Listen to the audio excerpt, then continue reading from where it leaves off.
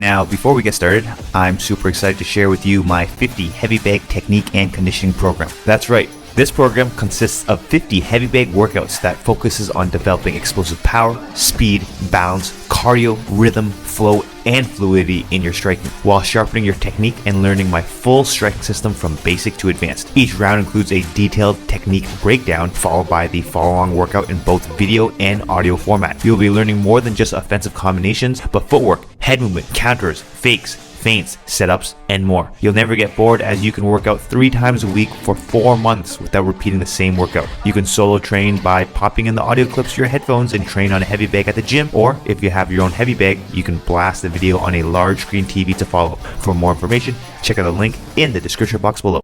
It's Jeff Chan from MMA Shredded, and in this video I spar one of my Muay Thai coaches, Crew Devin. Throughout the rounds, I decided to test out using different guards throughout the rounds, starting with the cross guard, the Philly shell, the shell guard, the long guard, the reverse long guard, the no guard, and finally at the end I mix it all up MMA style. So to use the cross guard, you want to position your forearms across your torso. Offensively, I felt the jab launches out pretty fast from this guard, but the cross felt like there wasn't much power. I realized later that I was holding my forearms too high, but with that said, in terms of defense, I still felt pretty protected against punches to the head and body. However, I was getting my legs chopped up pretty bad. Not much to break down, to be honest, as I was trying this for the first time and haven't really had much time to develop any cool tricks to show you guys. Now here I start transitioning to using the Philly shell, where the lead arm is covering my body and the rear hand is tight to the chin. The Philly shell really helps me block or dodge a barrage of punches, but similar to the cross guard, my body feels exposed in low kicks. Because you're standing more bladed in the Philly shell, I like to use my rear arm to parry the right straight punch, since being bladed keeps my right side face safe from that left hook, and from this position, the left hook comes out pretty naturally.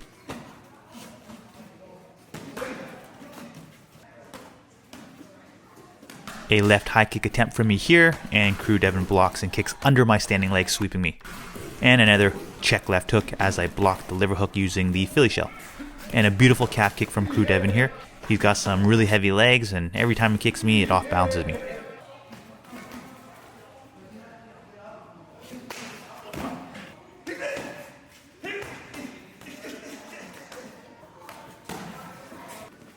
You can see that the Philly shell is working great to defend the punches, but then the heavy low kick always comes right after. This next round, I play what I call the reverse long guard, where I extend my rear arm and I keep my lead arm by my face. I'll be honest, it can feel super awkward and I wouldn't risk using this guard in a real fight, but it can make your opponent feel awkward and confused. Essentially, my rear foot is in the pivoted position, so my left hook, left kick, and rear kick is always loaded up and ready to fire. My cross also comes out really fast, although there's not as much power. I play this guard purely for fun, and one of my favorite things to do in this reverse long guard is to control Crew Devin's lead arm, blocking a smooth path for his lead punches, effectively forcing him to throw his cross so I can time it with head movement and counter. But missed and hit his chest here. Unfortunately, I didn't get any more opportunities to use this trick as I abused this trick sparring him last time, and Crew Devin didn't really throw the cross much this round. Instead, he kept his arm down so I couldn't control it, and he hand trapped my rear arm many times and into his jabs. So I had to rely really on throwing that left kick and span my cross like it's a jab.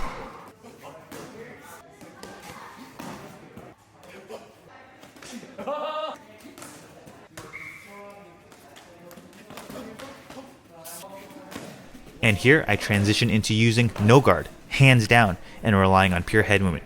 You'll notice when I drop my hands, Crew Devin actually takes his time a bit before punching because he knows I'm going to try to dodge and counterpunch.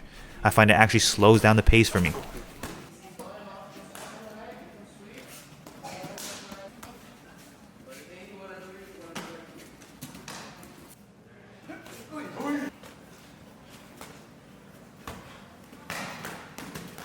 Here's a fun exchange. I landed my low kick, Crew Devin kicks back to my inside leg. I fire my cross that falls short and into my double step low kick, but Crew Devin catches it as it bounces off his leg and chases me down, collar ties with his left hand and into a jumping rear knee.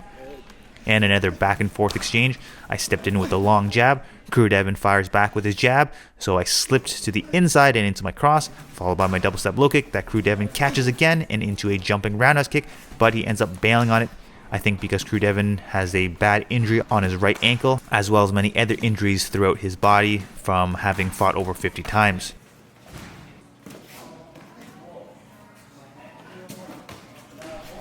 And Crew Devin catches my low kick again and into a flying knee. Alright, now I switch to using the long guard. I usually use a long guard when I have super aggressive opponents blitzing forward and I need to maintain the distance. Crew Devin doesn't really rush forward, but I wanted to play the long guard for the purpose of this video. So you can see Crew Devin moves forward at me and I extended my lead arm to keep him in my kicking range, and I proceeded to throw an inside low kick to a jab cross combination. This time he steps in with a jab. I parried it but extended my lead arm again to keep him in my kicking range and into my lead body kick. You can see Crew Devin tries to counter with a left hook, and I maintained that lead arm extension, helping measure how far he was from me so I could accurately dodge his hook by just a centimeter. The long guard is definitely one of my favorite guards, but you need to be cautious of hand trapping. Here, I extended my lead arm to keep the distance, and Crew Devin trapped my lead arm as he stepped his right leg forward, left hand pulling down on the crown of my head and into a beautiful left knee. And again, he traps my lead arm and into another long knee.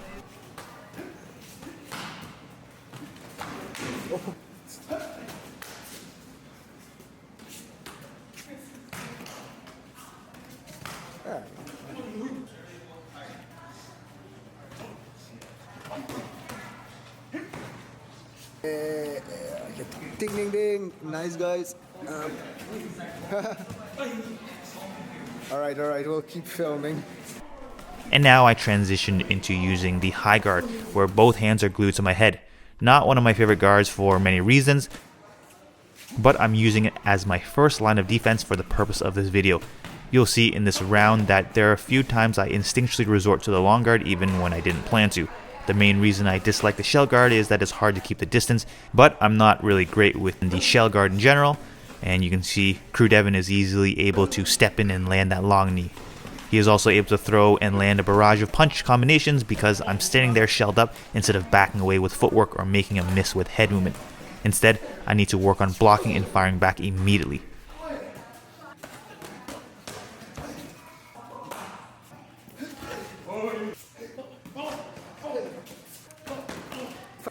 And finally, the last round, I play my most comfortable game, where I choose a wider and more bladed stance, which significantly helps my footwork and overall evasiveness, as well as my ability to explode forward to attack. I also mix up my favorite guards, using the long guard, Philly shell, and sometimes no guard at all.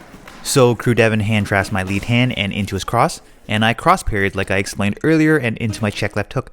I probably use and break down this counter at least once in every of my sparring videos.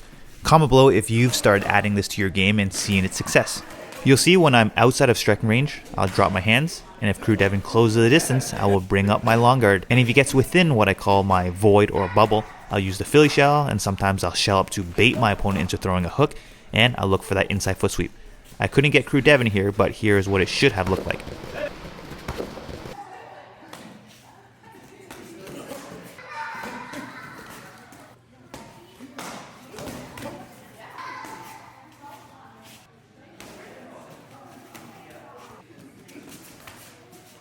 And a beautiful rear body kick from Crew Devin here.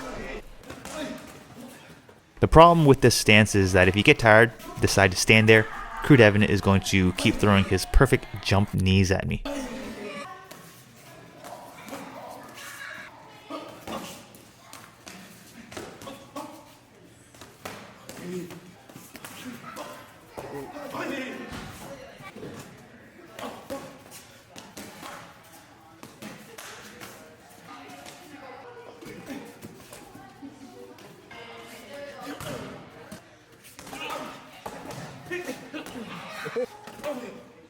Let's go.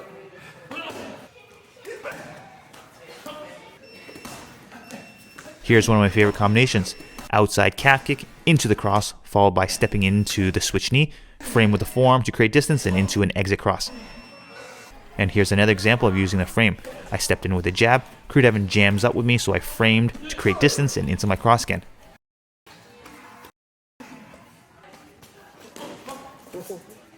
And a beautiful hand trap to switch knee here.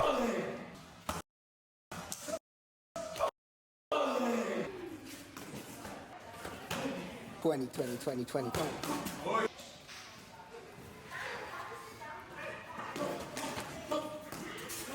Ah! Come on. And a big sweep to end the session. Oh, done. Ding, ding, ding. Thank you so much. Always a pleasure. Crew Dev is actually sick, and he's still training with me. He has like a messed up right ankle, 2 tears in my ankle, but left shoulder. His body's broken from fighting. I tried 6 or 7 different guards. What are the pros and cons? So, what do you think about the shell guard? shell guard, like I said, it's good, but if you wait too long, you're gonna get caught. So when you're in the shell guard, you're kind of playing the feel to give. So as soon as you feel it, or when you're in that shell guard, you're reading the body language, and trying to react on their extension, or as soon as they touch. You wait too long, you're gonna get tight. I noticed that every time I shelled, you landed those long knees. Yeah, as soon as I threw a punch to make your weight shift on your back leg, it give me that time to step in on the proper angle to throw that knee. How about the Too long slow. guard? Long guard was good. It was in my face.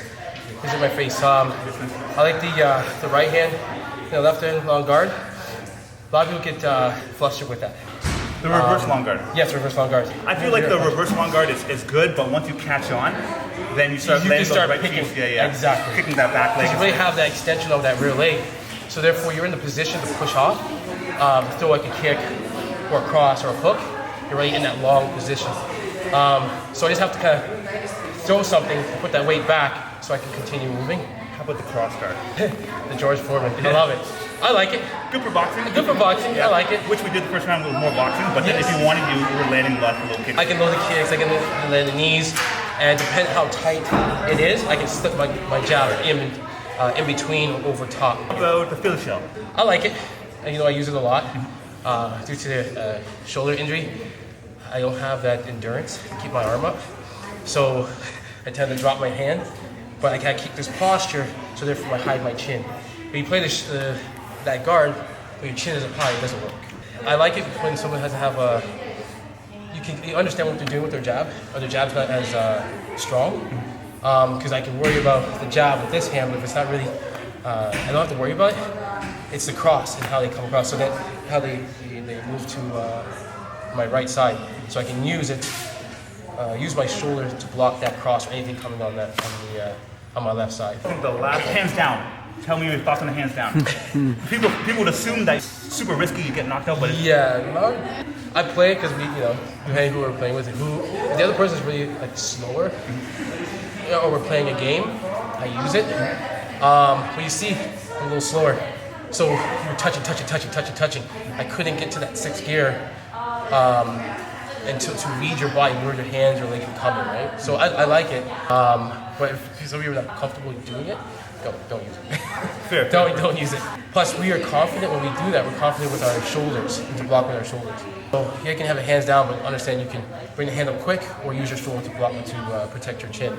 If you don't understand that, don't play the game. Would you agree that the last round, which is what I call the MMA round for myself, because I used all different guards. I would say it worked the best because I switched it up. When you get too close, high guard, Philly shell. Yes. Before you get engaged, I keep the long guard. If you stay on the outside, I play the hands down game. So it's very important to adapt and change up the guards, not just pick one specific guard. Your level change was really good because you were at a lower level. And that too, better. And to read the explosion coming back upstairs when you threw a long hook or a kick, it's hard to read, especially when you're at a slower state. Thanks again, Crew David. Thank you, always a pleasure.